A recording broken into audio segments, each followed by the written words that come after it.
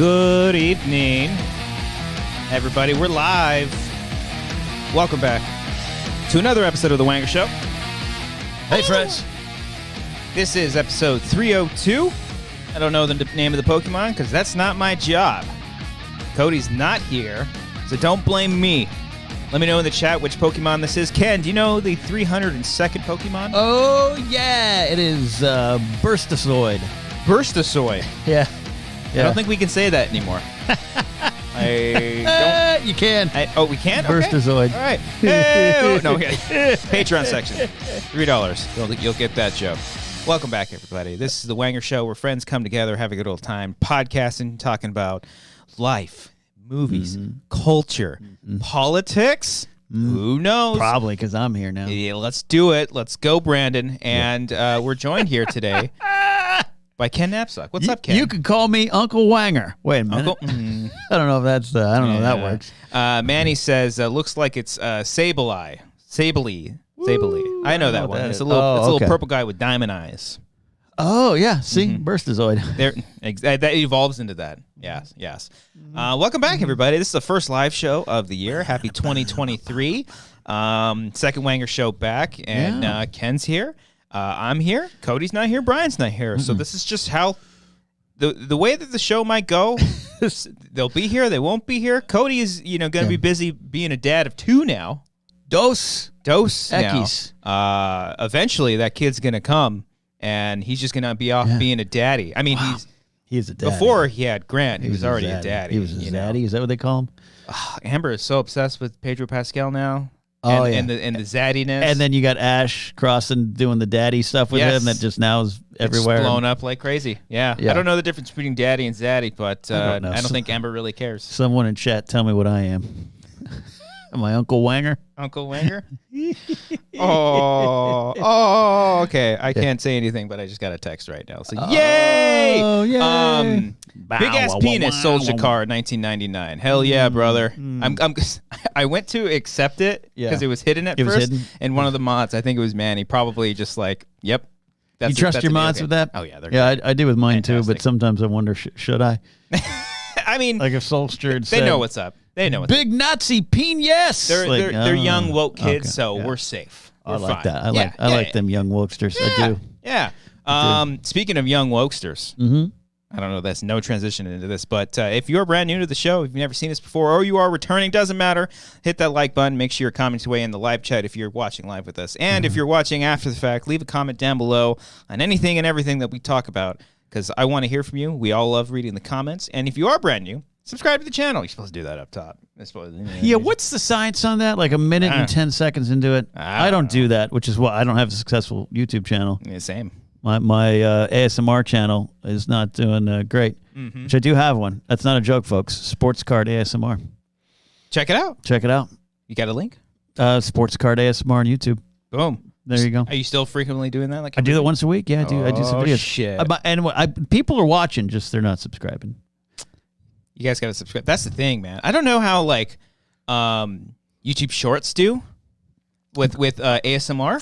I'll have to check. The problem is you have a whole bunch of big, successful, multi-million follower channels that do well. But then you'll see one pop up and you'll be like, oh, that's an interesting channel. And then in a month, 50,000 subscribers. Just got to keep at it, man. Not me. You got to keep at it. You got to keep at it. Keep doing the cards. Keep flicking them. Flicking the cards like. That sounds inappropriate. That sounds like something Uncle Wanger would say. Hey, Uncle Wanger's had too much. You're on your first line. We're gonna cut you off, sir. So yeah, we're here. What am I? I'm a zuncle. A zuncle? I'm a zucchini uncle. Okay. You like zucchini? I fucking hate it. Yeah, I'm not a fan. I like vegetables. Zucchini is one of those foods that gets soggy when it's prepared. Yeah. I don't like soggy foods. Sometimes Amber likes to make zoodles. Zucchini noodles. Okay, yeah, that I'll try. It's hard. I mean, you bite into it thinking it's going to be a noodle, but it's a zoodle.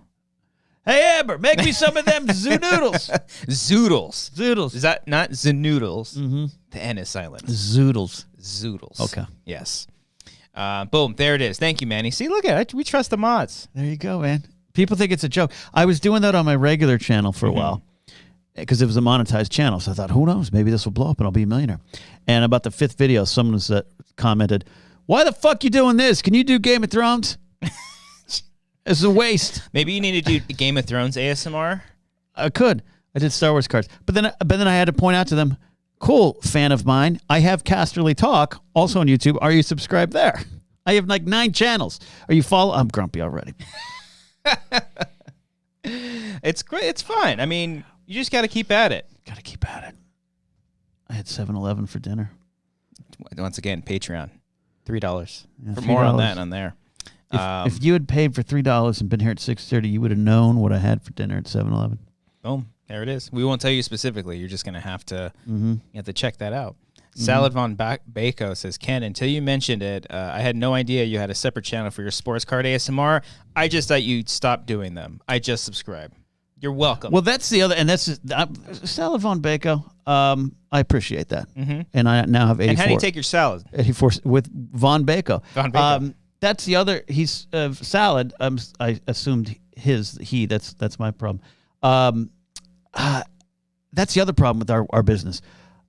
I did announce it, and if you don't catch it right then and there, you don't know. Yeah, that's the thing that's always interesting, especially like if you like tweet something and it has like good activity because it shows like this the view count now. It doesn't really do anything. Thank you, Elon. Thank you, Father. And you can get a lot of likes and retweets, but nobody clicks the links.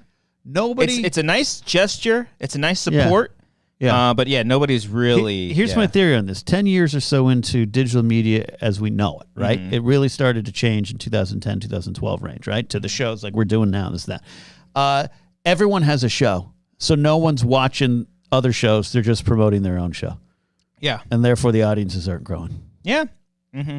But big channels are growing. Mr. Beat's making Mr. Beast. Well, you're right. That's not a slip. Mr. Beat is my favorite history channel on YouTube, and he predated Mr. Beast by years. And he's always like, that's my actual name, Matt Beat, and I was here first. But is he curing 1,000 people of their blindness? No. But other than people like that, I don't know how you grow content. How do you grow it? That dude's an anomaly too, because he kind of just like came out of nowhere, and then it's just like, we spent $10 million on this one video. It's like, where is he getting? Where's he getting money? And then he's in Fortnit. I play Fortnit. Oh, that's right. You are a Fortnite player. I was surprisingly okay. Yeah? Surprisingly okay. Yeah. I have like 75 career wins. Yeah. Pretty good. I bet you I was with Amber and her family this past weekend, and one of her little cousins was playing on the Switch. They probably were kicking my ass. Yeah, probably kicking your ass. Though because my niece plays too, and she's in that age group. But I always joke, we all say, oh, some 14-year-olds kicking my butt. I really think it's a bunch of 50-year-olds. It is. Yeah. I think there's a lot of Twitch streamers that are a lot older that are playing Fortnite, just taking advantage. Celebrities, right? Like Molly, what's her name? Millie Bobby Brown? Molly Ringwald. Plays. She's playing Fortnite. She plays Fortnite. I want to see Judd her Nelson plays Fortnite. Yeah, it's just the whole Breakfast Club reunion. Yeah, don't you Fortnite about me. But Millie Bobby Brown plays it. A lot. Wow. She's on it. I think there's some other celebrities that I know everyone's going to say Drake. He was playing for a while. Was he one too? Yeah. I don't want to run into him, but I'd love to play like stumble as a celebrity.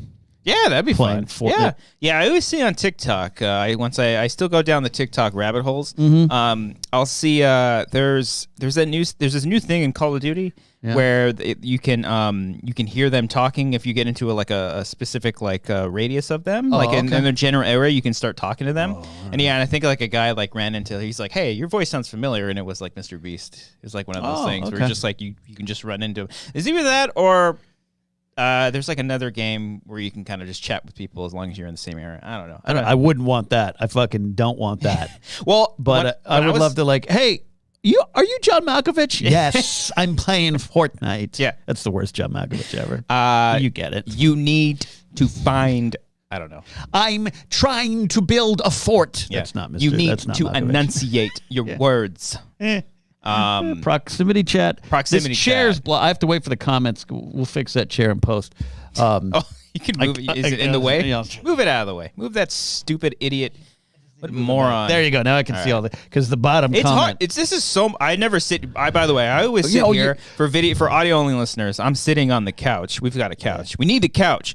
And Ken right now is sitting in the hot seat, the blue chair. That's where I usually sit. And it's such a pain in the ass to look off to the side and at the chat. I'm looking at it right here because I feel like I'm ignoring you.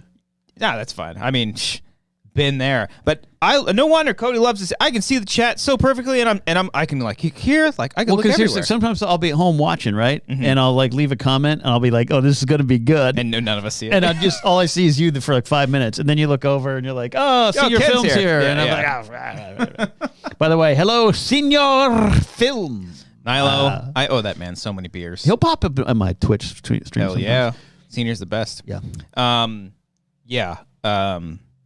I don't know where we go from there. What were we just talking about? I just went out of it. Let me ask you this question. Ask me this question. In January 2023, the year of our Lord, do you, like me, still wake up every morning and check the Ukraine war news first thing? I have to admit, I have moved on. I do not care anymore. No, I'm just joking. You've let Zelensky down. I've let Zelensky down. We need to stop. I don't know why Biden keeps funding him with all this money. We need to put him at our borders. Yeah, we need to put him at our borders. This is what we need to do. We need to put tanks at our borders. Yeah, I don't have the stat in front of me, but the money we send to Ukraine to defend democracy for the world, not even democracy, just defend the world. Is it though? I mean, fake news media pumps out a lot of information. The amount of money that we're sending there is a micro fraction of the military budget we currently have all the time. We don't need that much money. So someone actually is like, we're saving money by sending it to them and not ending. But that's not what Lauren Boebert's saying. Oh, Lauren Boebert, she wants the tanks at our borders. Yeah, that's right. Because we're having a fentanyl situation. Yeah, we're having the cops are dying of that. Yeah, they're dying of it. And then here's the video. I took the vaccine. It's great stuff. We live in great times. Live in great times full of wonderful information. I wish we were going live because I think when they were trying to vote in for the House Speaker, we were taking a break. I wish we were live during those because that's some good content. I watched 9 of the 15 votes. Oh, it's great. Yep. Yeah.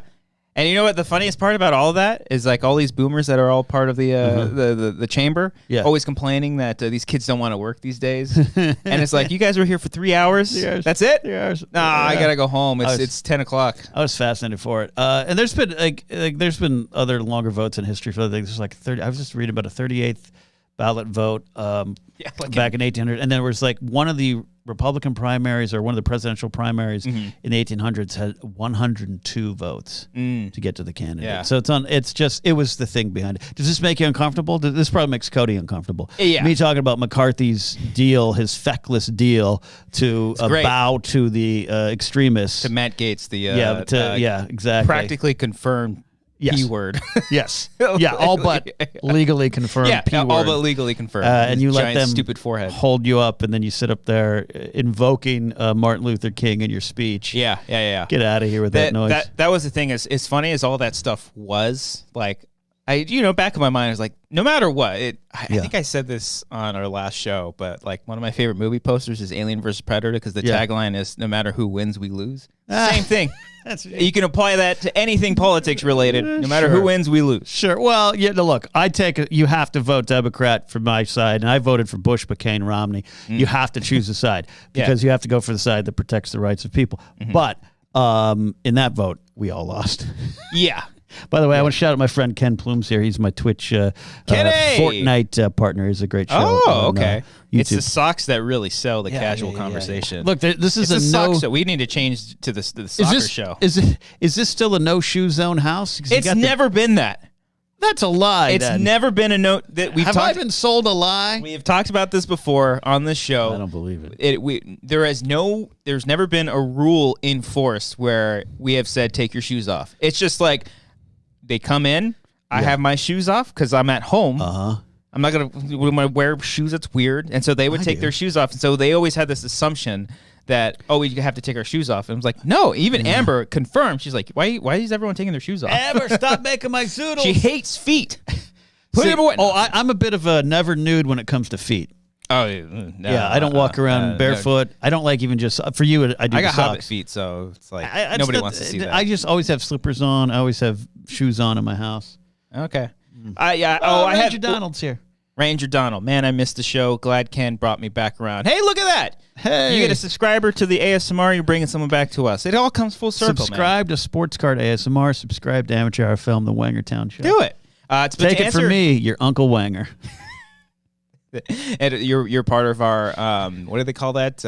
What is like a roster of like villains and stuff, or of just like what is that? The hell is that called? Like in roster of villains, like not a roster of villains, but like a roster of characters for like a comic book or something like that. I'd call it a roster of characters. Okay. I'm sure there's roster. a term. Part of the roster of characters. That's you. That you're your Uncle Wanger. Well, you guys could see the Dickies. Ranger Delta saying it's the Dickies sucks. You guys could read that? Oh shit! I was like, I don't. I can't even read it, and it's on my own feet. Rogues Gallery. That's what I was. Rogues Gallery. Thank you. You. That's a great term. Wanger's Rogues Gallery. You're making me uncomfortable about my feet now. Nah, we'll get past. This chair's already put me at an angle that Can't see it. Looks. But now I just feel I sit like Brian. you're man spreading. This is just how Brian sits, and then Cody's just in this tiny little corner here, just like I'm okay. He's not, but he's not. Yeah, no, he's like you have room? Yeah, I'm okay. Are you okay? Did I do something wrong? I'm very conscious of man spreading now. Probably I wasn't in my youth. Yeah. But after it became a thing. Yeah, I don't need to. I mean, like, look. I mean, we need space. Like, I think this is like appropriate enough, but I don't need to be like. Look, I don't have the testicles required to need to sit like this. Yeah, you know. You gotta lay them down. You know. Yeah, they got a mind of their own. Yeah, they get pissed off. Oh, wait a few years. They start staying when you're leaving. Oh, but to answer your question, no, I don't. I don't frequently. You don't check the Ukraine news, okay? I still keep up with it, but it's not. It's not the first thing that I see. I get it. You were the last one of my friends. Well, it's mostly because I'm not on Twitter as frequently anymore. Yeah. When I had the app on my phone, that's the first thing I was like. Well, first thing I was like, I wake up, I'm like, okay, I'm alive. This is good. Yeah. Shit didn't hit the fan. Or I didn't get woken up in the middle of the night by please seek shelter. You know what I mean? Right. You know, if things like escalated. Those first like, it's coming up on a year, right? It's February. We're in the year mark. Yeah, coming up. Yeah, February. Yeah. Because when it first dropped, like it was like you and me were the only ones talking about it. Yeah. Literally everybody else is like, "Well, that's not my problem." I'm like, what the fuck? I judge them. Yeah, no, 100%. You and I were like watching it almost to the point where I had to pull back because I started to watch it like a sporting contest. It was every day. I remember. I text you. He's like, Ukraine got one. Like, I'm talking about human life here. Look, man. And then it started kind of to not die down, but like they were really, really pushing back. And then I followed like the Kyiv Independent. Yeah, I followed them and Grandma's hometown. Just like the other day. Like I think it was yesterday where they just like bombarded another city. Like it was going crazy. It's crazy. Fucking terrible. Yeah. Keep up on the news, kids. Don't do what I did from the age of 18 to 44. I used to be the same. Like I mean, the Ukraine stuff it shouldn't be, but people make it out to be. It shouldn't be. It's not a political conversation because it involves human lives and literal tyranny. Call it a human issue. A what? A human issue. A human issue. I was like, a what?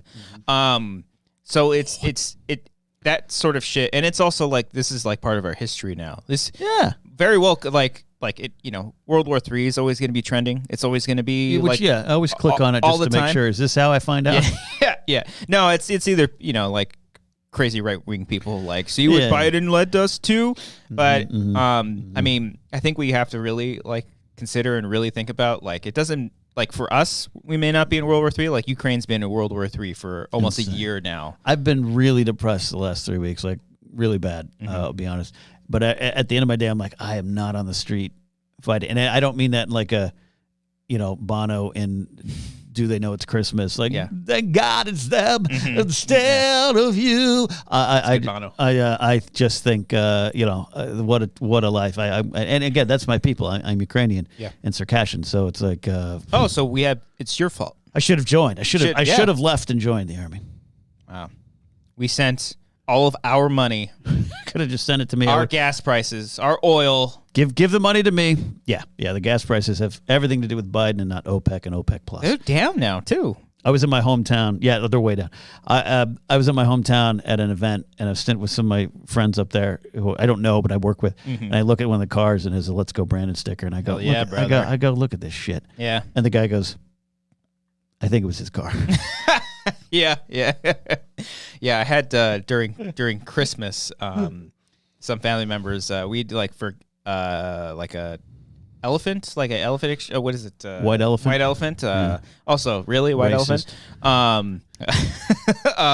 But I don't know the other. I go to coffee at a place called Black Elephant in Burbank. Oh, True okay. story. Oh, good for so you. it balances out. Okay, yeah, that does make sense. And one of them like had like a gag gift where I think it was like a mug, and inside were like a bunch of Let's Go Brandon stickers, and they were like laughing like out loud, and it's just like you. Oh, they got it for real. They got it. It's like you either like bought those. Oh boy! Like went out of your way to buy those and spend the money, or you had it. So which is worse? Yeah. Unless you got them from like a pizza parlor with one of those quarter machines. You know, you used to have like stickers and shit. Yeah, you know what to get out of those? Homies. Yes. Hell yeah. My friends and I used to go to a Pizza Hut down the street from our house in Northridge. Yeah, dog. Bunch of white guys at a pizza restaurant trying to get homies. Bunch of little miniature cholos. Hell yeah, dude. I remember that shit. You got to collect them all. I don't know if it was wrong. I hope for us. I hope it was created by the right people. No, I think it was. I think it was created if by. That's the case, then dare I say, like a homie dude. Like he created. Like I think it was. I think it was. So it was very authentic. But here's a bunch of dumb white dudes in a Pizza Hut going, "Look, got another quarter. I want to get another homie." Yeah. Like, mommy, I collected. I collected. Doesn't seem right. Yeah. Doesn't seem right. I don't know. A little weird when I'm getting them at like round table. Eddie Haskell's in chat here. Eddie Haskell, what's up, Eddie? Thank you. Yeah, hit the like button. Yeah. Hit that like button. Let's go. So yeah, Ukraine is still a problem. All right, I don't mean to get real with it. It's just all the time. No, let's talk about the insurrection. 2 years have passed. How are things different? 2 years. Many documentaries later. 4 hours at the Capitol. I recommend that to anyone. We were there. Oh, not. No, we were. Yeah, we were there. Ahead. But I was there last year. But we could feel it.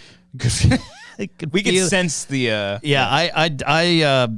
I became obsessed. Is always a weird word to say, but you and I have had this conversation before. I think even on the show, where like I know not a lot about 9/11 because I just like it was like, oh, it was trauma. That's how I processed it. I watched a lot of docs on it. Yes. So I watched a lot of stuff on the insurrection. But when I was there with Ellis the last time, I walked the route. I went to the eclipse. Yeah. And I walked, and I was like, this is long. Like, they really wanted to go. Where were you on that day, by the way? not there. Do you have proof? I mean, yeah, I do. I have a witness. His name's Mark Riley and Josh McCouga and Ikaika Shively. We were all in the GPA. Okay, Ikaika is fine. The other two, I wouldn't trust. Where were they? I wouldn't trust them. Where were they? But true story. On that day, watching for the GPA offices, I went to Facebook because I had at least 5 friends I thought might be there. Guess what they all are? Cops who used to work with me at my old job. I was like, oh, Mike, Paul, and Raj, they might be there. Oh, man. They weren't because I don't think they'd get the time off. Yeah. I mean, yeah, that's the thing. I don't, especially because I have family members that are like, very conservative and whatnot. I've never had the conversation. I grew up that way, yeah. On like what they thought about all that stuff. I'd be curious to hear their thoughts. My parents think it's an overblown, well-organized tourist trip. Well, that's fair. And guess what? For some it was. For some it was. Yeah. Some it was. Months later, they get a knock on the door. Wait, hold on a second. Yeah. Wait, hold on. Yeah, the conservative thing itself is not my favorite thing anymore. But again, like I said, I told you I voted Bush twice, McCain, Romney. I was an R through and through. Yeah, I was an R through and through, and no more. And I'm raging these days. I'm raging on the other side, and I'm studying more. The biggest difference is between my parents and I.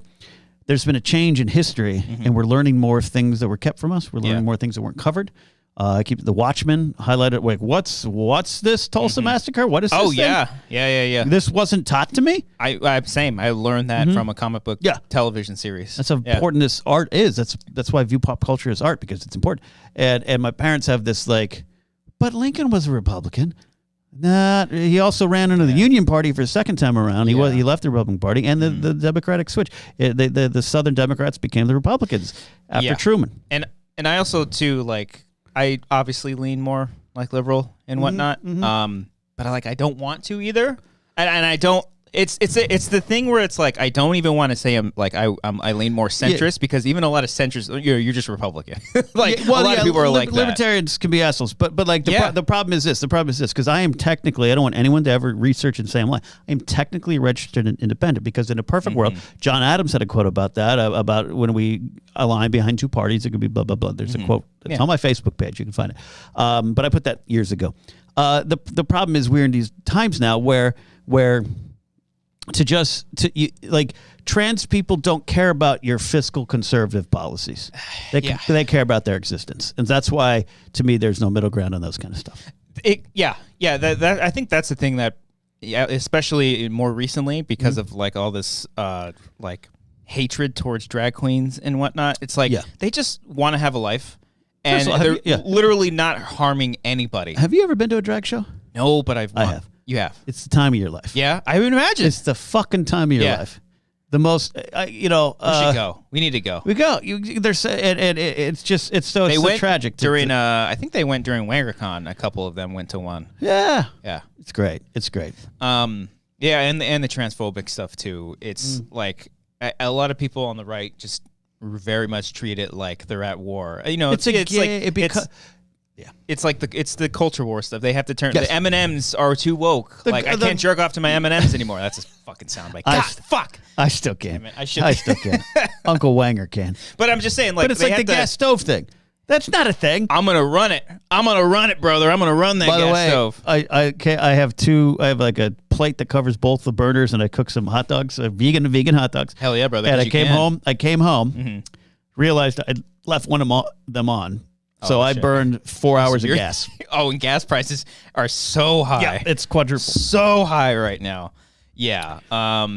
It's all they'll take anything and everything. And part of it is just like you can't really take it that serious. But specifically with the trans stuff, it is dangerous because then like schools, the schools get involved, and it's like we don't want to teach our children about that. It's like. When you hide one half of the story, when you hide the true history, this guy I talked about on my podcast, which we'll promote in a second here because I'm here for business. But there's this guy I follow on Twitter, and he does these whiteboard stories. And if you put slavery, emancipation, Reconstruction, Jim Crow laws, civil rights of the 60s, all the way up to Obama and the birther movement. If you put that all down, it looks like progress, right? Other than the birther. But you're like, look at this. We went from slavery to a president. Wow. Like someone in my family once said to me, what are they complaining about? That's one side of the whiteboard. Yeah. But if you move the other side back and see everything as a reaction to try to get back to the thing before it, you get the complete set of history, and you learn from that. You look at the details. You look at not the tiny things, but the things within all of that. Right. For them just to get to that point. It's the lost cause bullshit of the Civil War, which was, the South it was states' rights and the North invaded us, so this is why we did it. Slavery is a little side thing. And then Reconstruction comes along. Reconstruction's failed, but the Johnson and all that kind of stuff happens, and that leads to Jim Crow laws. You have Woodrow Wilson, who helped usher in who was a Democrat, by the way, when he won in 1912, who helps usher in and empower the KKK with some of his historical writings because he was a Southern Democrat who believed in the lost cause. And it goes on and on. So if you take all that out, it looks like progress. Yeah, we can't teach that to our kids, though. Can't teach the truth. Can't teach them that. Can't teach them the truth. We sound like we're on some sort of bearded man's podcast. Yeah, we're going to talk about Roe v. Wade next because we are qualified to talk about all of this stuff. I noticed there's not a lot of chats coming in. Sorry. You guys want to talk about DC and video games? We're going to talk about James Gunn in a second. I don't think that stuff was announced. I haven't not even got to police violence. And as someone who's been involved in hundreds of arrests, I have a lot to say. Doing the arresting? Doing the arresting. Yeah. Yeah. And it ain't good what I have to say for those who do it. Well, and at the end of the day, it's all shit. Yeah. Yeah, it's all bad. We deserve everything we get to us. You know what you just do in life? You wake up, you have a beer, and you come do the Wanger Show. Come do the Wanger Show. Stephanie loves it. Boom, you got a fan. Stephanie, I don't know who you are, but you're spectacular.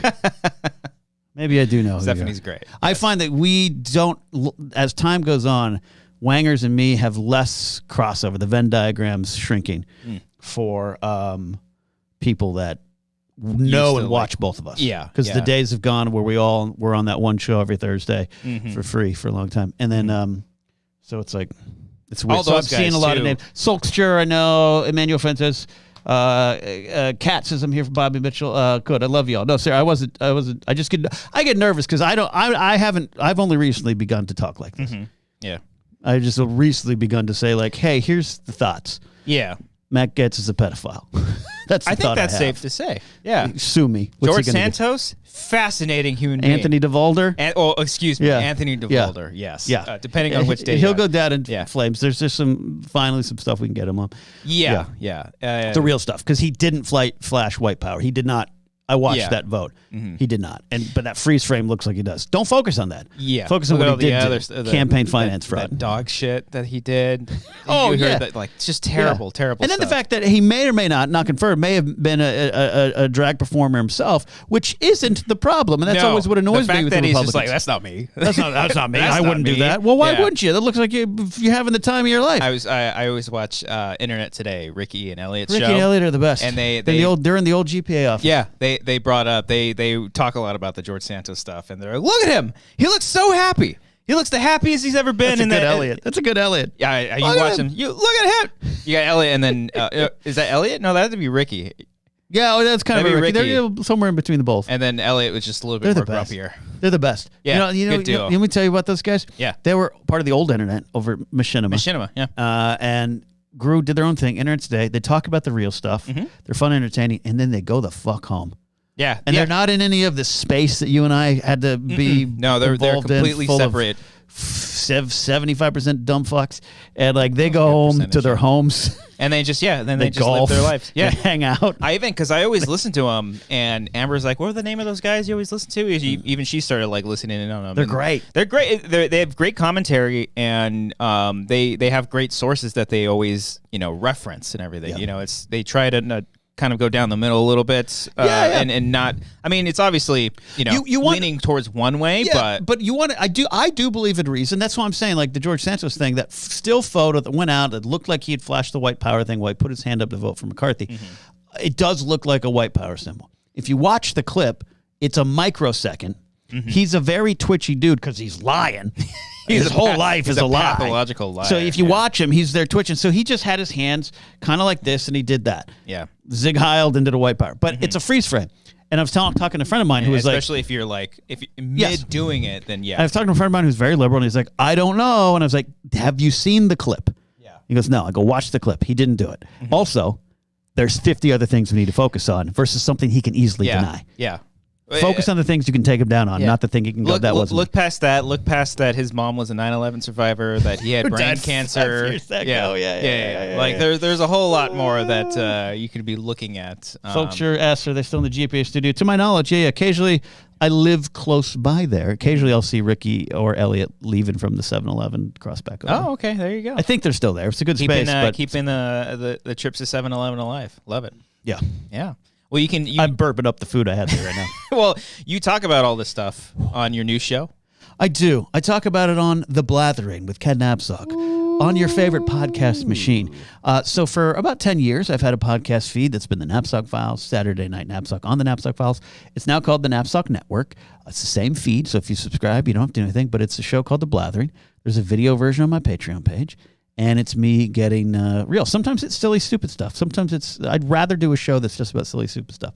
But I've just, for the first time ever, done a rollback in a way that I had never done before. I started doing it on my Patreon page, and I just feel good doing it this way. I also still do the Saturday Night Napzok show when I can. It wasn't as popular. People didn't get it was satire. It was satire. Some of my favorite stuff I've ever done, me doing a bunch of different versions of myself in different character form. But I started talking about real things. Yeah. And once I started talking about that, I lost 70% of my audience. Yeah, I'm sure. Immediately. Yeah, they want to hear what's Dave Filoni doing next. Yeah, they want to hear, why you think Kenobi good? I say bad, you say good. Oh, and I just don't have time for that shit anymore. Force Center, I have that. I have Casterly Talk. I do all my stuff. Yeah. But Blathering is a little more real. So yeah, no, it's nice to talk about the real stuff. Yeah, tomorrow's all going to be, I'm doing an episode, it's going to be mostly about police violence, because I have a 17-year inside look at that side of the world, and I have a reasoned approach to some of it. Yeah. And I understand some of it. Arrests are violent. Criminals are real. Evil is real. But then I also have a view on the other side, which is the hardening of the hearts of law enforcement, them not reading the seal on their car, and a bevy of problems that all are kind of emotionally, we need to focus on the emotions of those and the attitudes and the approach of them and the toxic masculinity side of them that destroys them, and then they take it out on us because they feel they're doing right. Yeah. Because a lot of times there's some evil fuckers out there, and they're taking care of them for us. So then you think, well, it's like Daenerys Targaryen. 3rd season, she's burning everyone, and you're like, fuck yeah. Then she keeps burning people, and you're like, oh wait, those guys just wrote and left that show. How dare they? Did you know the pilot was a failure, and then they reshot? Yeah, I do know. Sorry, that gets brought up. That's like the Jaws not working, and the shark not working. That's great, and it's a touchy subject too, because I have friends and family members that are police officers too, and so it's like that line that you kind of have to draw. I mean, I remember because I went to college for psychology, and I thought you were going to say doctor. No. Psychology. That's way too much work.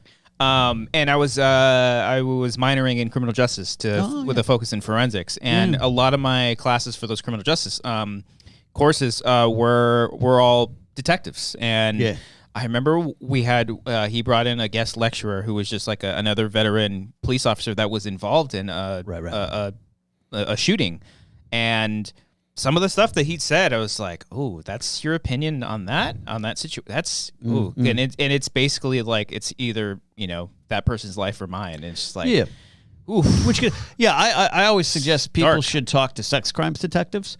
Ooh. And it's amazing. Sex crimes detectives don't go home and blow their own brains out, and some of them do. Because the stuff they deal with. So I always say we need the job. We do. Yes. The job has to exist.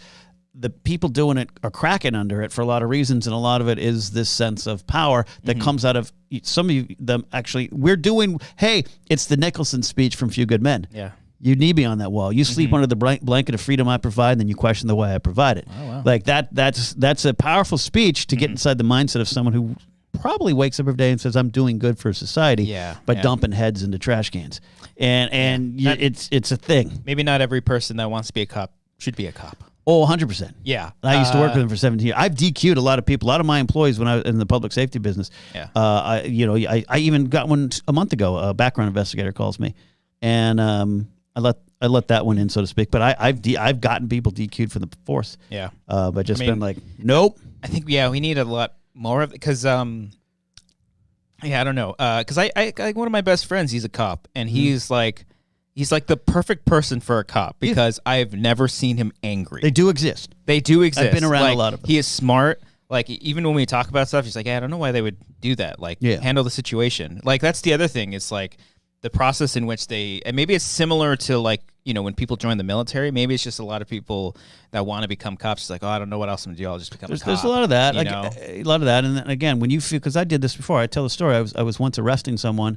It wasn't our arrest. There was a loss prevention agency called for backup because they said the woman she told them I have AIDS and she was trying to bite everybody. So we showed up. Jeez. And that's all the information you have. You don't know if she's telling the truth. You don't know what's going on. All you know is she is trying to bite 2 male agents in front of you. So we tackled her. It was 5 men on this poor-looking middle-aged woman who was still literally chomping like Pac-Man. Yeah. It's an even ratio too. Yeah. But that, you have to. That's how you control a person. That's how you do it when they're fighting back. And people started videotaping us. And I got so angry because the people literally had cameras in my face because I'm like, I'm helping you. Yeah. You don't know what this woman's trying to do. So when you take that in my head, it cracks a little bit. So the next time, the person with the phone, you're mad at them. Yeah. Not, and you dehumanize you disconnect from the situation, and everyone becomes a statistic, not a person. Yeah. And I think too, I mean, I can't speak on like specific experience because I've never been a cop. I've never been in a situation like that. I've dealt with police officers before, like always a friendly bunch. No. Yeah. And you not even like it was a white police officer. No. Like it's a lot of police. I mean, specifically, we've seen recently, like there was some more recent stuff that had happened with police stuff, and it's just like it's the police in general. Power is very much a thing, but I don't know, man. Like. I think it's very simple, but also very complicated, and I have a perspective on it that I'm not saying I'm right. I've just been there. We once had. I'm going to tell the story in the blathering. So if you're going to listen to blathering, you're going to hear the story tomorrow. We once arrested someone at the mall who was jerking off in front of girls, and for about 2 months he terrorized all the female employees in the mall because he was he a comedian? He'd be headlining right now. And he'd be at Madison Square Garden, and he was jerking off in front of them in the corridors, like he'd be sneaking around, and we couldn't find him. And we were chasing him. Turns out later we found out he was an employee at one of the big anchor stores. And I was going to say, he knew all the corridors. You would think that person would stick out in a crowd. So that's a bad dude, right? Yeah. And so you might say, God, we should cut his wanger off, right? Hey, patent pending. So one night we caught him, and I wasn't there this night, and you can't get me for this. This is about 1999, and we meaning my department, threw him downstairs. Oh, shit. Intentionally. We caught him, threw him down 3 flights of stairs. Survived, luckily. Yeah. And we all thought, pat on the back, we did a great job. And I've told that story over the years, and some people have been like, awesome. People go, awesome. That dude deserved it. Semper Fi, brother. So when you do that, and you think in your head, you're thinking, well, that was justice. Yeah. That was justice. Hey. So now someone else comes along and fights, and you throw them down the stairs. Like, that was justice. And then it builds and builds and builds into your head. So now you're just throwing anyone downstairs, killing them, hurting them, maiming them, dehumanizing them. And it all starts from, well, we did throw that evil dude downstairs. Yeah. That's how the stuff grows. Yeah, that's scary.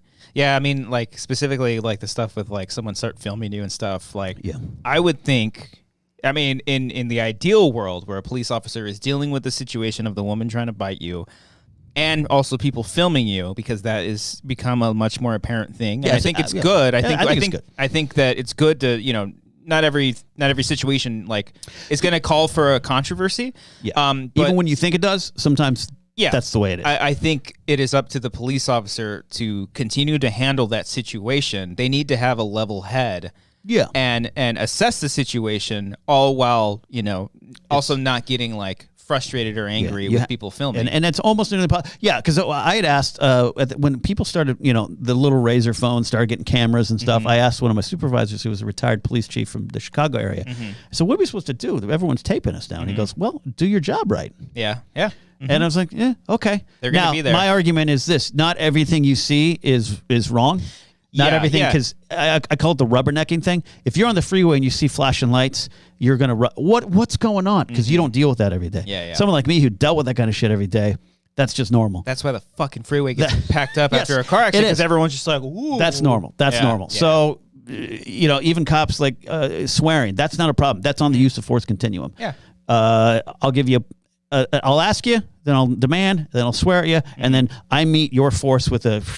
That's what you're supposed to do. Yeah. But it looks bad to people. And you do have people that are filming that will try to agitate and try to bring a rise out of you, because they want to. I mean, there's a narrative, and people will want to. And that's why I try to have a reasoned approach. But my thing is this: it would all be better for all of us if at the end of the shift, all the police officers could hug each other. And people think I'm joking, but I've talked to them. I have one friend who's shot 3 people on duty, and it weighs on him. And that's the other. He won an award for one of them, and it was a hostage situation. It was insane. It was an insane story, and it weighs on him. He's also a sex crimes detective. It weighed on him, and I'm like, you carry all that home, and you carry that to the next call. Yeah. So if you all could just deal with it and not feel as though you have to be tough. Because the attitude around the station is, man, woman, whoever you are in that police department, you have to be tough. And you have to act like, ain't no thing but chicken wing. And really, you're breaking on the inside. Yeah. That's part of the problem. It's deep brutal, stuff man. here on Wanger Show. I'm very, Uncle very Wanger. Deep stuff. Yeah, I like donuts. I do love a maple bar. Maple Big fan. bars. So if any message out there to anybody that wants to be a police officer, really think about it.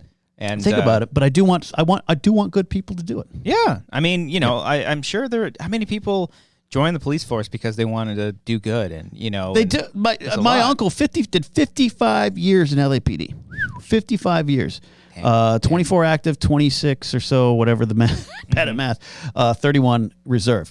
He decided to do it because his half brother and sister, my aunt and uncle, were attacked and kidnapped by their father on the beach in front of him in L.A., and he screamed for help, and no one helped him. Nobody helped. So he said, you know what, I'm going to go help people. One of my old bosses, his dad was shot and killed in a mugging in Philadelphia. Jeez. So he thought, I'm gonna be part of the solution. So good things do draw you in. Yeah. But then you stop looking at everyone as humans, and that's part of the problem. You start focusing on all the bad eggs, and it just seems like there's a lot of bad eggs. And we talk about. I promise you, I'm going to end this. One of the big problems too is it's with anything. I have a lot of problems with the church. I have a lot of problems with conservatives. I have a lot of problems with the police. Problems with the church. I was in the church. I was conservative. I was in a public safety business, and it was probably on the road to becoming a cop if digital media didn't save my life. Hey man, you still got time. My problem is if you're offended by anything I'm saying, and you're like, hey, it's not all of us. Just remember the not all men campaign. Remember, it was like not all men, but some men. And that's enough for you as a man to turn to the other men and be like, I got to deal. You're the problem. Knock that shit off. Yeah. And if you're a good cop, you better work harder to get the bad cops out of there. If you're a good Christian, you better work harder to get the bad Christians out of there. And if you're a Republican, you better get Matt Gaetz out of there. Yeah. And that's one of my big problems with life. Yeah. Because I have all three categories of people in my life who are good. But I'm like, what are you doing to fight the bad in your group? Because we're tired of doing it for you. Yeah, it's like cops because they have that brotherhood. Like nobody likes to snitch. You're not going to, there's that whole thing. The church, they just look the other way. Oh, you don't want to talk about the priests and the things that they're doing? Like you don't want to talk about that? No, I just want to go to church and like say my prayers. It's and live a good moral life. That's part of the problem. I'm secretly at the drag show instead of publicly accepting that I'm at a drag show. We once at the security department, we beefed an LAPD officer and beefed to like file complaints. We beefed this guy because he had done beefed is a department term for I filed a complaint against you. Oh, okay. Like I filed a beef on you. So we as a security department filed a beef on an LAPD copper. We were ignored for legit calls for service for 2 months. Yeah, man, you can't do that shit. They turned their back on. I ain't no snitch. Yeah, I'm no rat. Blankies get stitches. Well, hey, just be good people. Just go out there and be a good I like it later. Uncle Wanger bringing the real shit. Hell yeah. I want to get Cody's take. Cody, what do you think? Here's Cody. Please stop. Yeah, no, please stop. You good? You good? Anyways. What would Brian do if he was here right now? Just fucking move on. No, I don't know. I honestly don't know. What Brian's take. I'd imagine... both would probably agree. I don't know. They're both hardcore conservatives, though. They don't talk about that a lot. We talk about it a lot on the pre-show a lot. They say a lot of their real opinions. $3, you'll find out. You'll find out. Yeah. But see, I don't inherently have a problem with conservative thoughts and fiscal stuff and everything like that and defense and all that kind of stuff. I really don't. But on Schmoes, I was more conservative, and I used to sneak in jokes in the Schmoes news that were conservative nature. So I started to draw in those fans, which is great. I appreciate them. But then when I started to change, they were like, whoa, where's your jokes about Tom Cruise? Ken's gone woke. Yeah. Well, and also, like, I think the notion of someone being conservative or Republican during that time is different than now. 100%. Because Trump fucked it up for everybody. Well, he really did. I dropped this on the Blathering, available at wherever podcast on the Napzok network. I dropped this last week. I started to really question me associating or voting Republican in 2012 when Sandy Hook happened. And I don't want to get serious in this, but my friends were like, well, that's what happens. We got to protect the Second Amendment. And I was like, whoa. You don't even want to consider. No, you got to lock the back doors too. Yeah, put the locks on the doors. You don't want to even consider how we can stop this? Yeah. Nope, got to protect that Second Amendment.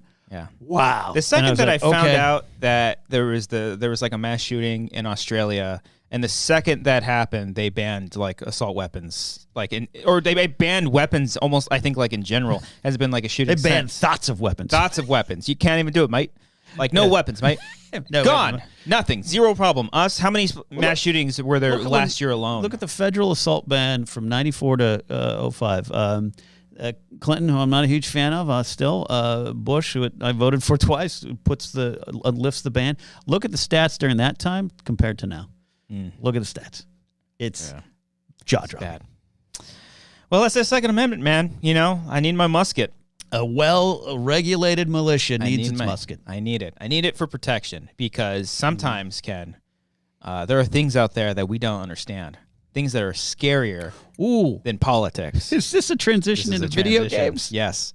There are. Have you heard of a necromorph? You know what that is? A necromorph. Break it down. What do you think that means? That's a person that likes to beep beeps. No. Oh, that's something else. Well, necro is. Okay. What's necro? Necro is dead, right? Dead. Okay, all right. I'm just making sure I'm not crazy, right? Right. And then morph is just, transformation, turning. They like to have do-its. No, it's just an alien. Okay. It's just a type of alien. Like, a xenomorph. A xenomorph. Xenomorph, it's a necromorph. Arthritis. Arth meaning joint, itis, inflamed joint. Boom, Arthritis. there it is. Arthritis. And I'm speaking of this because I'm playing a game called Dead Space. Oh, I've seen pictures. Yeah. It's a remake of a game that came out in 2009, 2010. Okay. It's been a minute. Yeah. I haven't touched this game for a second, but I thought it sounded familiar to me. So it came out back then. Just came out this past weekend as a remake. A new studio, EA. I know it's a little sketchy with EA, but game's fucking fantastic. I like EA, but there's some problems. Yeah, they have. It's hard to find a non-problematic video game company. Yes. It really is these days. 2007, Manny says. Yeah, that sounds about right. And I've been playing shut up, Manny. Oh, sorry. 2008. Well, which one is it? 2008 when Ken voted for Mitt Romney? McCain. By the way, I still like McCain. I still like McCain. Palin was the problem, but all right. Anyway, I would say it's her. That was also, by the way, that actually might have been the first time I was like questioning my vote. I was like, what? Yeah.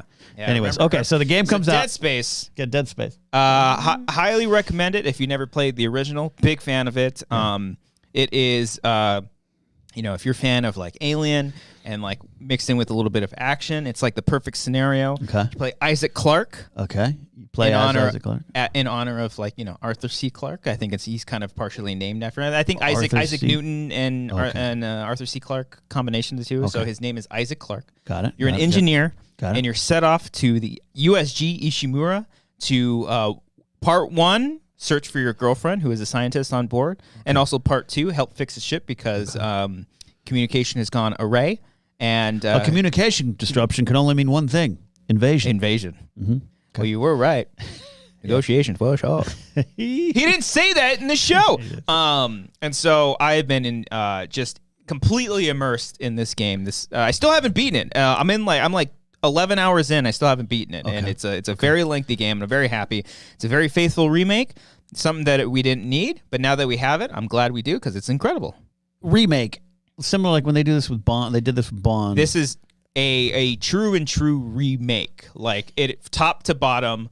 It's not like a skin over it, it's not remastered. Yeah. It's full on brand new graphics, brand new mechanics, the whole thing. Okay, because I know there's a version of GoldenEye out right now that everyone's celebrating because that's still one of the greatest games. It's of all on time. Switch. I'm playing that as well. But a while ago, around the same time, they redid. And I'm like, that one wasn't good. It wasn't as good. No, it's just like, give us the old shitty graphics, the terrible mechanics. I've been playing. It's the hardest fucking game. I don't know how I played it back then. Slappers, I know. It's so hard. But do you remember when you had to get that little watch and you had to laser the latches off? On the train? Yeah, dude, and terrifying. Oh man, terrified me. We'll talk about that in a second. But yes, I'm very happy with this, and they do a great thing too, where a lot of the stuff in this game is like it's all the same from the original, but they kind of expanded on some stuff. So overall. It's a very good game, but I've never seen anything from it. I'm not lying. This is not I'm not doing a bit here. I've never seen anything for the game other than the promo picture out now. Okay. All right. Yeah. Okay. I really don't know nothing. Well, all right, so what are we doing? I have a game for us to play. In holy FS113. Holy goddamn laser watch. It's crazy. I have a game for us to play. Since Ken has no idea what anything Dead Space related is. There are multiple creatures. Let me explain the lore very, very quickly to you. Okay. There is it has to do with a church, with a religion called Unitology, in which something Altman, the guy's name is Altman, the guy who created it. It's kind of a play on like Scientology. And he believed that human beings were created by aliens, and essentially, a necromorph is eventually what they are called. And their version of a cross is a thing called a marker, a thing in which we can kind of communicate telepathically, and they can finally. The whole idea is that one day they will be part of this thing called the convergence, and that is, I guess it would be like that's like a rapture. movie. Like we will go, we'll like move on to the next thing. Blah blah blah. They even say Altman be praised. That's their saying. It's great. Unitology is fantastic. Prometheus. I'm a follower. Altman be praised. And so when you go onto the ship, it's littered with the Unitology people, and they have one of these markers on the ship, and this marker fucks with your brain psychologically, mentally, the whole deal. It makes you go crazy. You have all these psychological problems. People are off in themselves, and then eventually these humans turn into necromorphs. This marker turns people into crazy, scary, spooky monsters. And what I have for us is a game Spooky monsters called Name That Dead Space Creature. I have up here about 11 of the creatures and I'm going to show you an image of this creature, and you're going to have to give me the name for it, okay? Okay. All right, so here we go. This is number 1. Okay. These are the first sort of creatures that you will face in the game. Okay, those are Crabalooks. Wrong. Okay, those are slashers. All right, here we go. Oh, it could be that simple? Yeah, it's nothing that crazy. Okay. Just assess it. Kind of think about it. Okay, those are winged Murphs. No, that's great, though. That's an infector. Oh, see, that's a verb. Okay. Okay, was that a face down there? What is that? I think it's technically a baby. Inside of it? Yeah, I think it's a baby turned into a necromorph. It's kind of fucked up. Oh, my God. Yeah. Then those are called Mamalukes. No, these are called lurkers. Okay. See, based on what you're saying, I'm going to say this is a crawler. Oh, it's a leaper, Ken. Well, there's no leaping in that picture. Well, you can't see it now, but in the game, there's no it leaps. action in that picture. He's got crawling. He's got no legs. Okay, this one's my favorite. Those are gas bag morphs.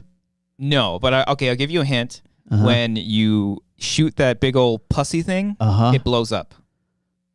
Giggity. I'm gonna call it a pus bucket. It blows up. Come on. A blower? Exploder. Come on, Ken. Oh, come on. I'm giving you easy ones. Okay, this one's kind of fucked up too. But that's a necroflorf.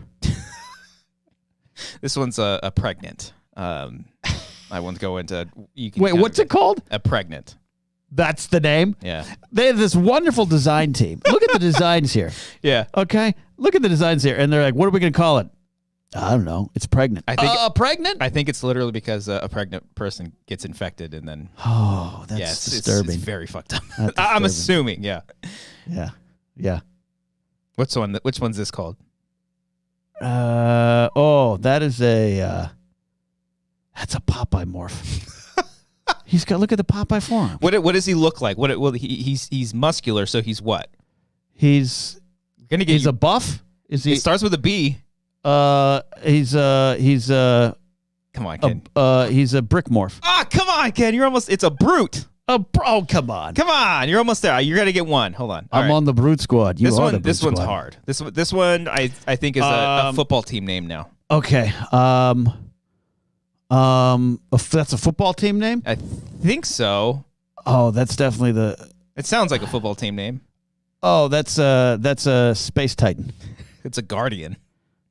Is that a football team name? It should be. It should be, right? Kansas City Guardians should be. This one's a little bit harder to see. This one's hard to kill actually, and these are all a little bit lower res. It's hard to kill. It is hard to kill. That's an Evincimorph. Ooh, I like it. No, it's a hunter. Sorry. They should pay me to name these creatures. This one, I'll give you a hint on this one. When you shoot this one up, it splits into different parts. So it's like arms and legs, and it's got these little tentacles, and it tries to... An exploder? No. How about my second choice is this, Iggy Pop. What happens when you separate? I guess. A disjointer? It's a divider. Oh, my God. All right, last one here. Okay. Oh, I think I had one of those removed. That's a Hulkzoid. That is called a Weezer. You wouldn't. Ooh, you look just like Buddy Holly. And there we go. I think I did pretty good. You got pretty close with some of them. Yeah. Yeah. Very, very messed up designs. Yeah. Okay. Okay. I will tell you, their inspiration for a lot of these. Yeah. They looked at car crash victims. Isn't that fucked up? Okay. What's wrong with these folks? Look how great it looks, though. One of my old roommates was a designer on Exploder? Invader Zim. Oh, yeah. Okay? Yeah. He's actually helped create the look of Invader Zim. Oh, wow. He's still involved with the new version. He's friends with Jonah Vasquez from CalArts. We were roommates. One morning, 3 a.m, I hear a shattering of glass. And I used to work graveyards. It was my day off. And it's like, oh, my God, did someone try to break in our apartment? Because we lived in a neck of the woods. Maybe that. And all of a sudden, there's a knock on my bedroom door, an open door. And it's my friend. And he just holds up his bloody hand. He goes, I punched the window. And so I helped him. And he was in shock. And he had cut his hand and everything. He was fine. And so I was like, what happened? He goes, I need to escape the things in my head. That's why I draw them. Oh, my God. That looks like every one of those creatures created. Yeah, yeah. What's wrong with those folks? Hey, it worked. I mean, sometimes other people have done worse for art, I guess. You know, looking up some talented people drawing that. Very talented, yeah. You have to think, too, because Dead Space is sort of like, it's like a newer, it's a play on the zombies, where it's not actual zombies, but... Yeah. But, you know, you can get infected, and the way you get infected is scarier because it's all psychological and it's in your mind. Okay. And then you become a necromorph. Maybe it's all in my mind. Man, I don't do that stuff, man. No? You gotta, and it's cool because instead of shooting the head, you know, in zombies you shoot the head. Yeah. You have to shoot off the limbs for these things just to slow them down. That's a good idea. It's cool. Yeah, cut off the limbs. It freaks me out, man. I don't do the zombie stuff. I know everyone's going gaga over Last of Us and the game as well. I can't do it. No, not even the show. The show's really good. I don't doubt it for a second. Grace doesn't like end of the world stuff, and I don't like zombie stuff. Really? Grace don't like end of the world stuff? She's like, we're already living in it. Yeah, I guess I don't want to watch it. Yeah, okay. That's fair enough. Yeah. Okay. But she don't like Handmaid's Tale? No way. Or she does watch She doesn't watch it religiously. That one's like odd to say it that way. Handmaid's Tale is like that's like 2022 Supreme Court decision. But we're enjoying Poker Face. We're watching Poker Face. Oh, I need to watch that. Yeah, Poker Face. Yeah, it's great. I love it. Okay, I love it. I'm watching. So we're watching Last of Us. I need to catch up on that. Servant. Yeah, Servant's getting wild. Servant? Yeah, it's its final season, season 4. It's an M. Night. 4 seasons of this? Yeah, it's an M. Night executive. Oh, it's an M. Night. Yeah. An M. Night joint. Yeah. He's got a new movie coming out. You love that M. Night, and I love and you know what? M. Night. I love that you love M. Night, and I don't dislike him. I saw his new movie. Yeah? Yeah. Because I love The Village. I think The Village is great. I have a shirt. I should have wore it. I have a shirt that says, Eric got me a Schriffler, that I love M. Night Shyamalan's The Visit. I've been watching all of his movies in preparation for his new one. How did you see the new one? Work. Oh, look at you. Yeah, but you didn't see me tweet about it. You didn't see me taking photos. White privileged. You didn't see me be like, "Look at me, I'm important." No, I'm like Ricky and Elliot. I do my thing. I go home. Go home. Yeah, I don't even tweet my thoughts anymore. I know. But you can follow me on Letterboxd for when I give it a heart or not give it a heart. I don't know. Oh, I don't have a Letterboxd account. Why would I? I saw one movie last year. It was Weird. The Weird Al Yankovic. Oh, I need to watch that. Yeah. I've seen 2 movies so far this year. Oh, Bullet Train and The Menu. Those came out last year, but I saw them this year. That was one of my favorites when you did the top 5 at Collider and you put like Ex Machina twice. And it didn't even come out that year. That video's in my reel that you edited because here's what happened. They were doing the end of the year 2016 end of the year movies, and every Collider person was sitting down and doing their top 5, and they were all taking it so serious, as they should. They're professionals. Hey, I did mine, and I had fun with it. Yeah, and they have. I have 11 choices. How am I going to get it to 5? I come back from like Wood Ranch, and I walk in, and I'm like, "What are you guys doing?" Yeah, we're doing our top 5, and I go, "Let me do one." And I sit down and I just jackass myself around. Good. I think you had like one real movie, and it was probably Star Wars, probably like Rogue One. Yeah, it's probably something. And then I was like all the movie, like Young Guns 2, Ex Machina, probably. Yeah, you put Ex Machina twice. Yeah. That's amazing. And people hated me over there. Oh, I'm sure. Yeah, as they should. Captain Sparkles. What was it? Captain Learning. Captain Learning. I have those now. I finally got copies of those. The original you ones. got the rights. I don't have the rights, but I have one of them for a voiceover reel I'm trying to put together. Oh, okay. So hopefully someone will hire me one day. Hey, there it is, right there. Boom. Yeah. Yeah, good stuff. Good movies, and I know you're not out there seeing stuff, but go watch his new movie. You know, again, I have sympathy for someone who shows up, does something so good. Yeah. Sixth Sense, so good, right? Back to back, like bangers, like They're left good. and right. Don't let anyone tell you that Sixth Sense didn't change the game. I was there when it was all that was talked about. Mm-hmm. And then his crime is just simply being him. And maybe, like we talked about in the pre-show at Patreon, maybe he at one point kind of believes his own hype. Things can change. I'm not a huge Wes Anderson fan as I was back in the day. After Life Aquatic, I love Life Aquatic, but after that, Darjeeling Limited, I did not like the one that everyone loves, the Tony Revolori one, the House on Honda, the Budapest Hotel. Grand, I do not like that film. And so I don't like Wes Anderson as much as I used to. So things can change. Yeah. But M. Night's crime is being M. Night. And I just never thought that was fair. He's always been, it's just such a fascinating person and personal friend. I met him at Comic-Con one year. I was there. Was that the night of the drinks night? We were in line for drinks. Maybe. It was at one of the, I forget which. I think we told the story. So I don't it was like want to 2015 or 2016 when his movie, he was premiering his movie at. We were at a Nerd HQ party, and he was in line behind us. He was like, I want to say you, but it's Ellis. And that's when he had the hair down to like his shoulders. I think it was longer. And he was just surrounded by women, and he was just like eating it up and being appropriate. Yeah. He was just like, I'm M. Night, and life is good. Oh yeah, tonight's my night. That's what he said. But no, I've always been. It's honestly because of like those first 4 movies. I always say first 4 because I generally love The Village. I know people hate. I didn't see The Happening. I can't judge The Happening. So, dude, I rewatched that one too, and that one's a fucking trip. I want him to make a movie on the making of The Happening. I want him to be. I don't think he will be so like candid about it. Because I don't know how like I really don't know like how he generally like feels about that part of his career. Yeah.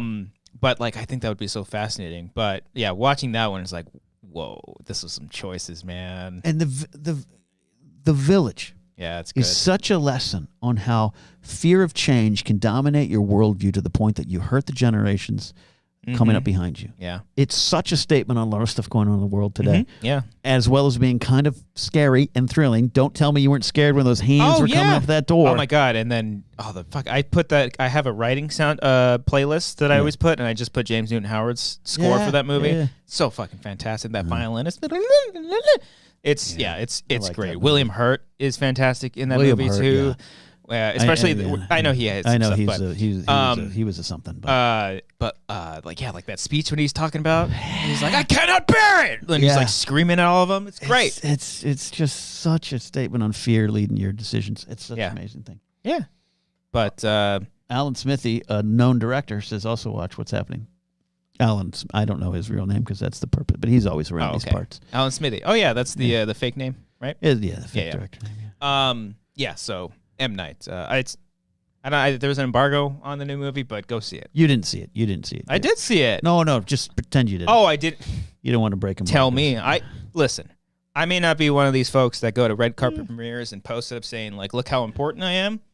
But I went to a screening, so I'm a little important, Ken. Oh, I got to tell a story. Yeah, tell a story. I got to tell a story. Keep names out of it if it protects both of us. I don't even know this person's name. I don't even, because they weren't part of our conversation, but this person very much put themselves in the conversation. So we went to the screening. It was in Beverly Hills. And it was just like at this screening area over there.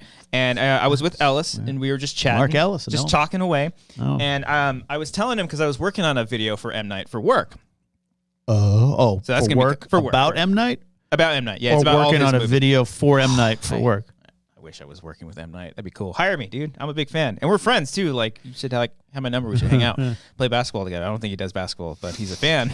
I don't play basketball either. I don't know why that came to my head. Anyways, so we're in line and we're talking, and I'm bringing up some stuff in the episode that because he's part of it too. I produced the show with him, and he's like the host for it.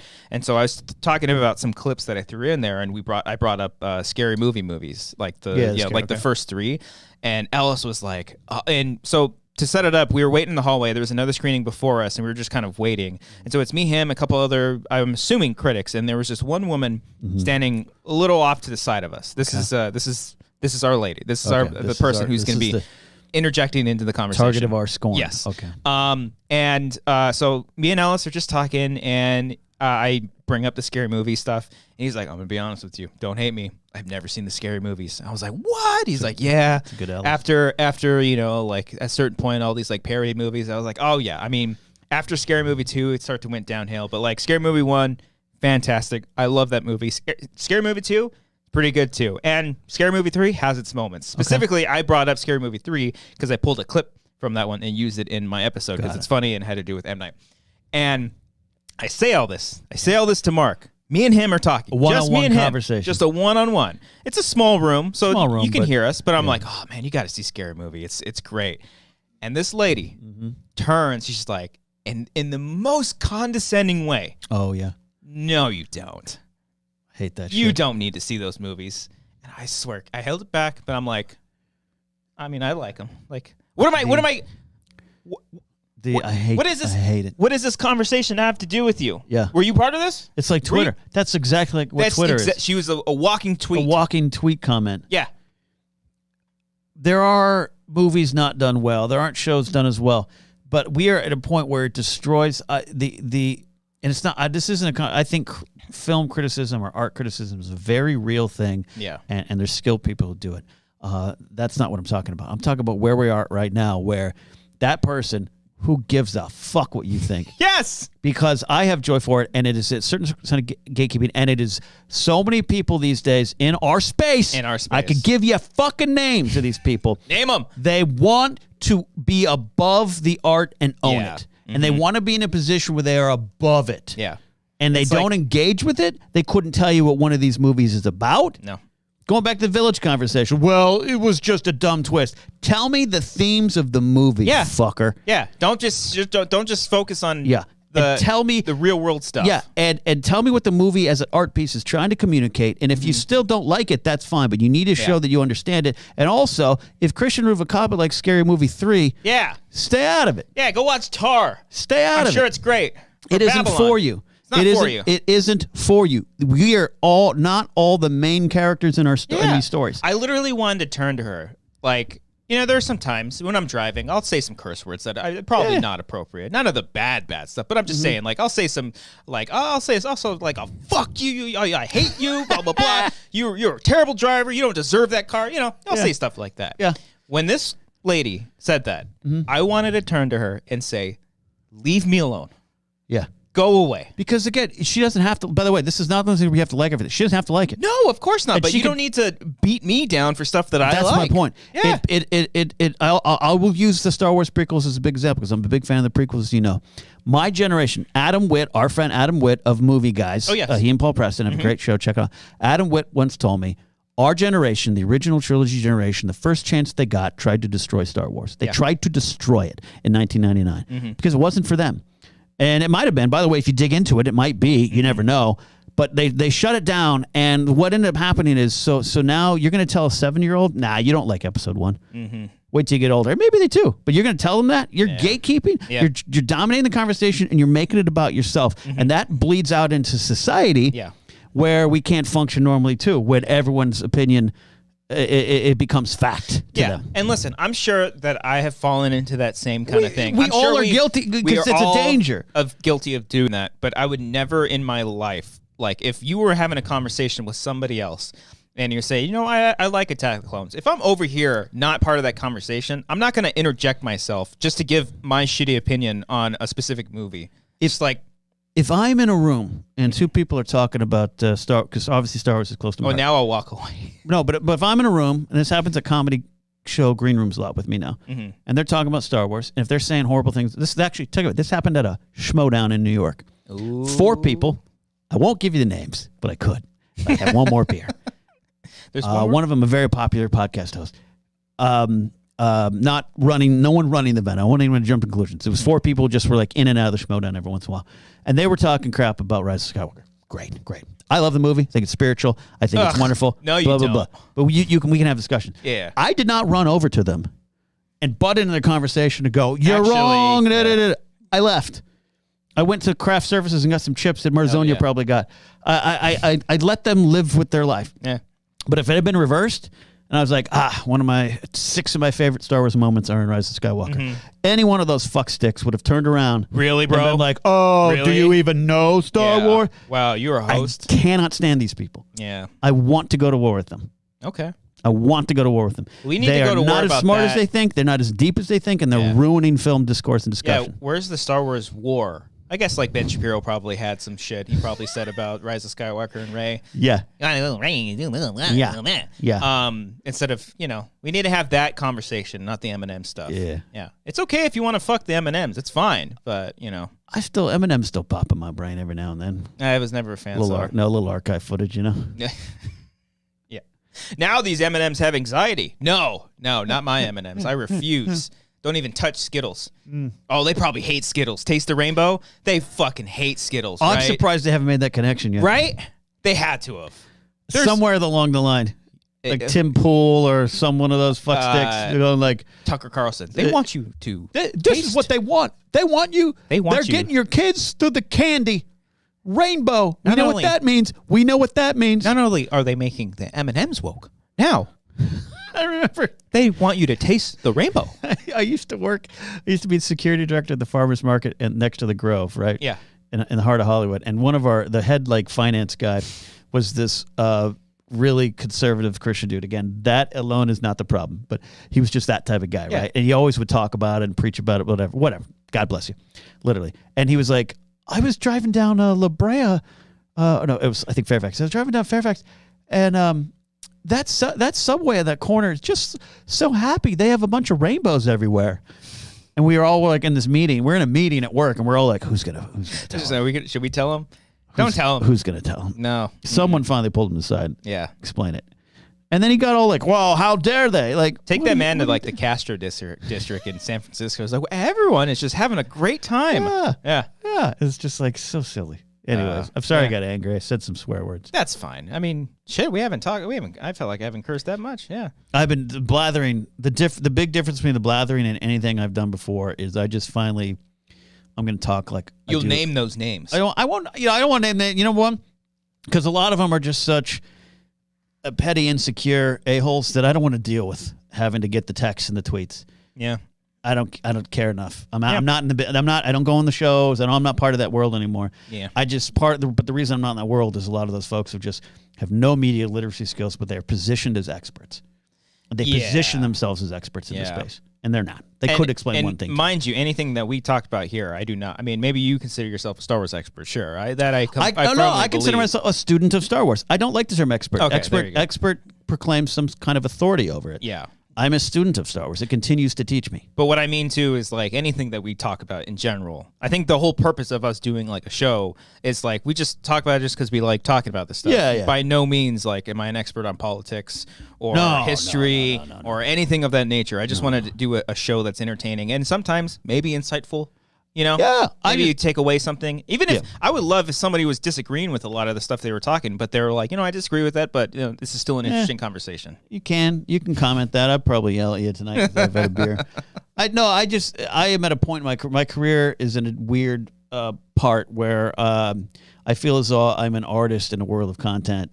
And I'm not saying that from a pretentious point of view. I'd like to create. I like to do things. I'm working on a book of poetry this year. It's my goal. Let's go. I'm actually co-writing a song right now with a friend of mine. I'm trying to work, and none of that immediately succeeds because I'm not doing this. We're gonna react to this trailer. Amen. And God bless those people because they're buying houses. You got to react to the trailers. They're buying houses. Man. And I need money to go to Target. If you got 20 after, I might need some money to get some food. And I'm not doing well, right? And I still got people going, hey, where have you been after Collider laid you off? Where have you been? For 5 years, I've had one of the most listened to Star Wars podcasts in the world, but that's okay. Cool. And I'm getting bitter, and I can't. You and we have a tendency to get bitter. Yeah. We go on those hikes and we just name names, and I got to work past it. And so I'm just getting frustrated with it all. Yeah, I think ignoring a lot of that stuff has been a lot healthier too. Yeah. Ever since passing, but that mute button was the greatest thing. Oh yeah, and just kind of especially because a lot of that stuff is I'm not in a lot of that stuff anymore. I'm not part of other people's lives anymore. That's the best. And just so much happier. Yeah. And not nearly, once in a while I'll get upset and but For me, it's not so much like, oh, why is this person getting this? It's just tiny things. Like if I do pop on Twitter, it's like, why are you angry about that? Right now? And why am I getting angry because you're angry? And like, I'm looking at me first. I have to watch it. I just want everything I do to have some kind of value. And that includes talking about my top 10 favorite farts in movies. Like, I want it to still have some value beyond entertainment. And I don't like to just do jokes are not just jokes. Art is communication. And we live in a world right now that we need to have better communication about this stuff. And that's where I'm at. And that world that we used to be in is so surface level. Yes. Yeah. And they're all surface level people. Yeah, unfortunately. But, you know, than 10%. Surface level, then they're going to keep doing the surface level stuff. And that's fine. And they're happy. I have to concentrate on what I want to do. I got to hike more. You need to watch the Banshees of Inisherin. Oh, God damn it. You need to watch You're going to get me in trouble with Grace. We're supposed to watch that. You need to watch it. Okay. Because everything... Am I like the donkey? You're like Brendan Gleeson, basically. I like Brendan Gleeson. You're Brendan Gleeson, and I don't know who your Colin Farrell would be. For this situation, it would be Colin Farrell. And you could be my Colin Farrell. You're telling me to fuck. Guy. You're basically telling me I don't want to be your friends anymore because I want to do something in my life that matters, and that's the entire movie. Okay, we're gonna watch this. You are going to love it. We're gonna watch this. One of my favorite movies last year. It's part of my top 10. Oh, part of my. Okay, I'll watch it because we were gonna watch it, and we watched the trailer, and I was like, not tonight. I don't know. I just can't. It's not a long one. It goes by. It's an under 2 hours. Bring back the under 2 hour movies. Okay. Does Manny Fuentes? Does he go by Manny? Manny, yeah. Okay. Emmanuel Fuentes. Emmanuel Fuentes. It's such a lyrical name. It's a great name. Fuentes. Yeah. Emmanuel Fuentes. The Banshees of Inisherin. Ed Sheeran? Inisherin. The Banshees of Ed Sheeran. Banshees Got it. of Inisherin. Inisherin is a location in Ireland. Yeah. And Banshees are I'm gonna be representation of death. I'm gonna be in London and Paris for the first time in my life. Oh yeah, Star Wars Celebration. Yeah, right? Star Wars Celebration. Hell yeah. I'm going to Florida this week. God bless you. Hope you come back alive. That was the thing. Like Amber and I were like, you're gonna land, and DeSantis is gonna pull you off that plane and lock you up there somewhere. Hey, Amber was like, let's just make sure we don't get sick. And I was like, we're going to Florida. I don't think they care about that really. I think they welcome us. Like, are you sick? They will like upgrade our room. Come in here. Yeah. Come in here. So yeah, that'll be something. It'll be my first time flying since I think the last time I flew was to DC. Oh really? The worst plane fucking experience of my life. Oh, the one that you and I almost died on. Yeah. Seriously. Yeah, like legit. Like I don't terrified think for my life. we knew how close we were to not coming out of that. I mean, I don't know. I don't know if we ever found out exactly, but they said we had no power. I don't know what it was. Plane. We told the story on here before, right? I'm pretty sure. Yeah, we. But long story short, for those like my friend Ken Plume was watching here, Ranger Donald. We were on a flight to DC, and an hour into it, we landed in Phoenix. Before that, though, the plane in the middle of the flight, everything went dark. It just went silent. And the planes are very loud. Yeah, it went silent. Most quiet I've ever everything been went on dark, plane. and then the flight attendants started scurrying and scuffling in a way that I always tell myself: never get nervous unless the flight attendants are nervous. Yeah, they were nervous. Yeah. And you were the one who researched what it was, possibly. It was. I think it was an gas. Electrical. Yes, that's a gas or something in the cockpit. That there was a flight in which a pilot had passed out. Yes, there had been like 1 or 2 stories of that had happened. Yeah, so they come back on. The lights come back on, but all the lights came on, and they're like, "We're out of fuel. We're gonna land in Phoenix." And we're like, "That's not fuel. That's a bullshit fucking lie." And as you and I were getting off, a supervisor with a supervisor jacket on was talking to the pilots, and the co-pilot goes, "That's exactly what it smelled like."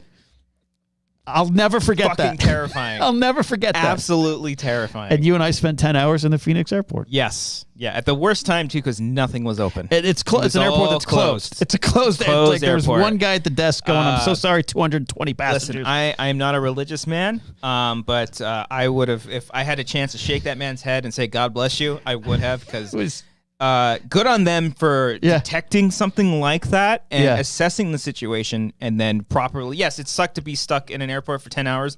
But you and I, happily 1,000 times over. You and I had the right. It was 220 so people on that flight. Yeah, 218 people were yelling at one flight. I think one desk clerk guy. We had all the Karens you can possibly. All the Karens in the world. Before even Karens like were really blowing up, probably. And I felt so sorry for that guy. I have a special place in my heart for service industry people because being in public safety for so long, where people just think you're a Paul Blart of a joke, have no idea the serious shit I deal with on the job. They judge you and they look down on you. Yeah. Everyone was yelling, and you and I were like, "Don't worry, we're not even gonna take the voucher.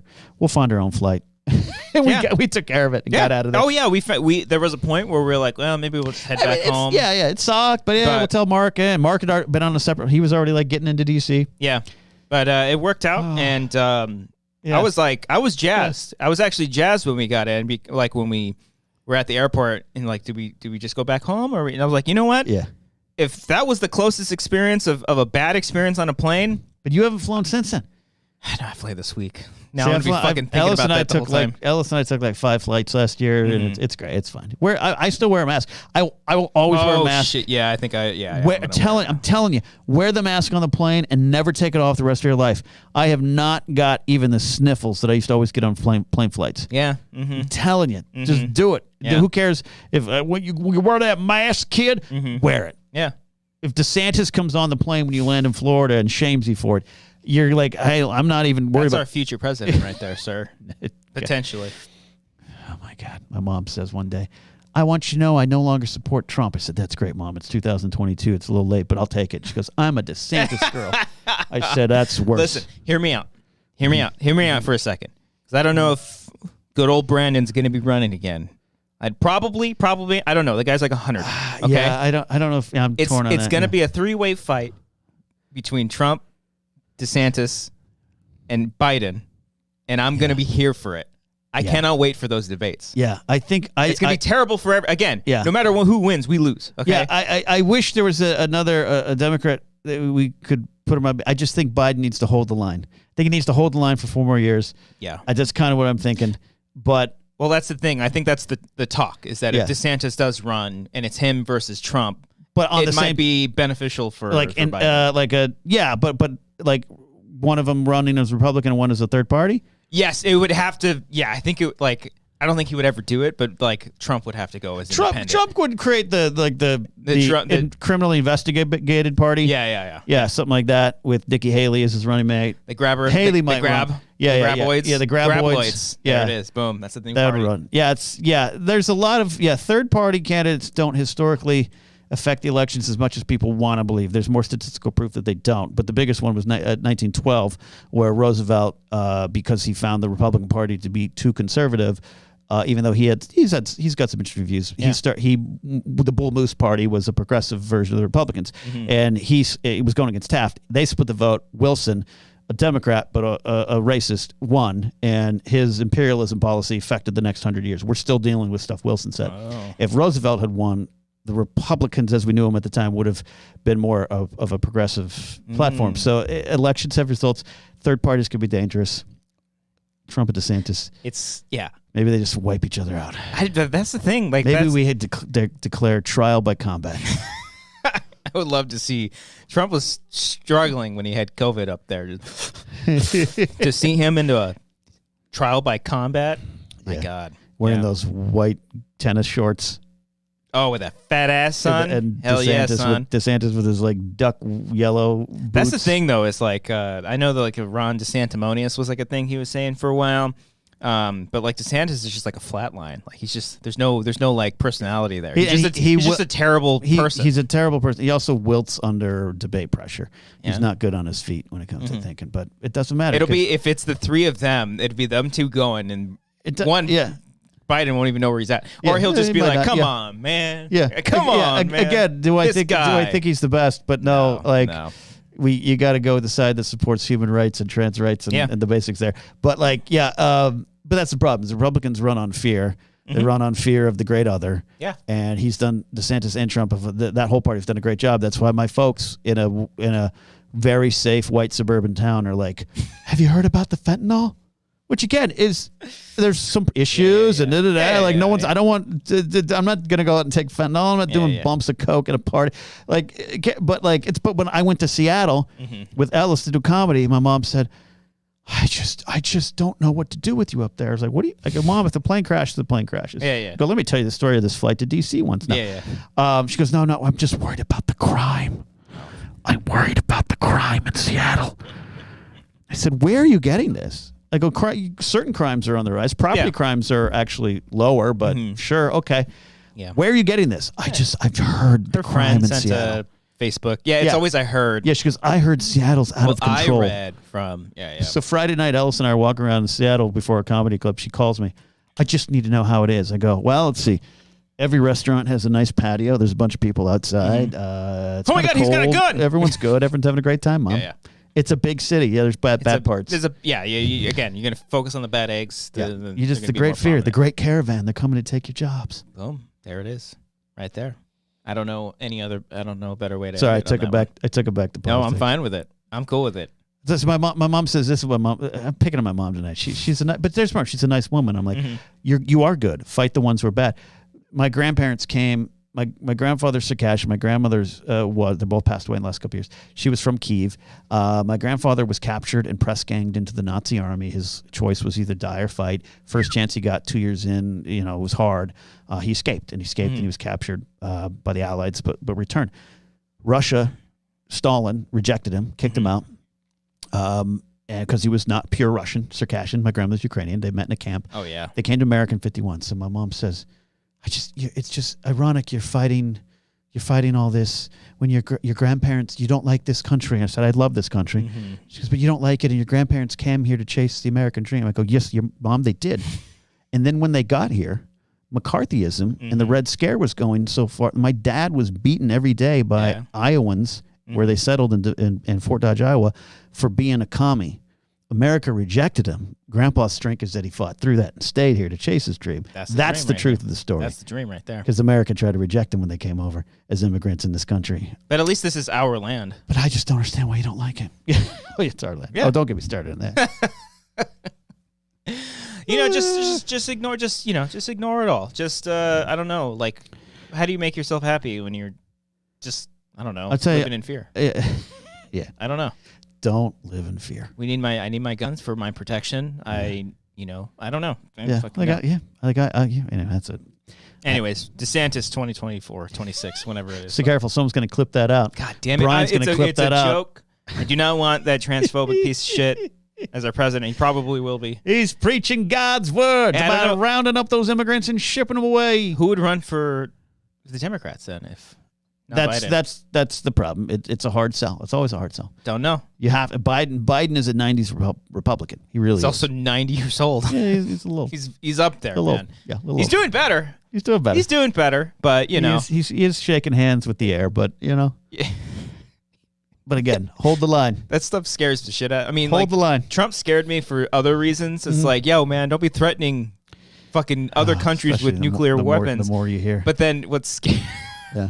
And then you see Biden walking in the middle of a field, like, where are you going? Hey, look, man. Where are you going, man? I do that all the time myself, and I'm only 46. Hey, so Jack. See that? See that car right there, Jack? Hey, Jack. Anyways, good times. Did I offend your audience enough? Did I send them all away? I don't think so. I think they're fine. We kept a pretty good level. I didn't see like a dip or anything. We'll see the likes dislikes ratio. I don't mind it. I don't give a fuck. This is who I am, and I got to be honest. You listen to the blathering. This is how I go. Boom. It is. Stick on the surface anymore. The world doesn't need that. No. What the world needs is tanks at our borders. Listen to Lauren Boebert. Either her, I love that. Like her and Marjorie Taylor Greene were like fighting. They got in a fight. Yeah. Oh, it's great. I don't know if they like are friends, besties again, but they're both just terrible that's people. The greatest thing. All right, everybody. What the world? Gonna be wrapping it up right here. Ken, thank you so much for joining. Hey, thank you for having me. I appreciate the first live show. Show.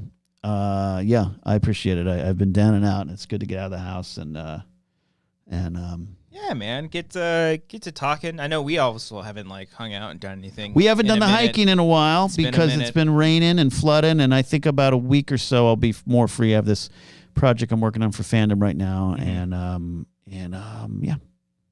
And then we'll get back at it. Thanks for the beer. Yeah, did you have one or two? Just the one. That's Take fine. one for the road. No, I'm gonna hit 7-Eleven again on the way. Oh hell yeah! Thank you all so much for watching this episode of the Wanger Show. Make sure you are hitting that like button if you haven't done so already. If you're watching after the fact, leave a comment down below as well. Any thoughts that you have on any stuff that we talked about, please. We want to hear from you. I do read the comments. It's not my YouTube channel, so I won't be reading them. Oh, there you go. And let us know how Ked did in the Dead Space game. I thought he did. I thought I created some great names that you should all submit to them for the next game. Oh yeah. Hey, if they do another one, buff morphs. Oh shit, I got to add the credits real quick. Oh yeah, come on, work your OBS machine. I know how to work OBS now. 302.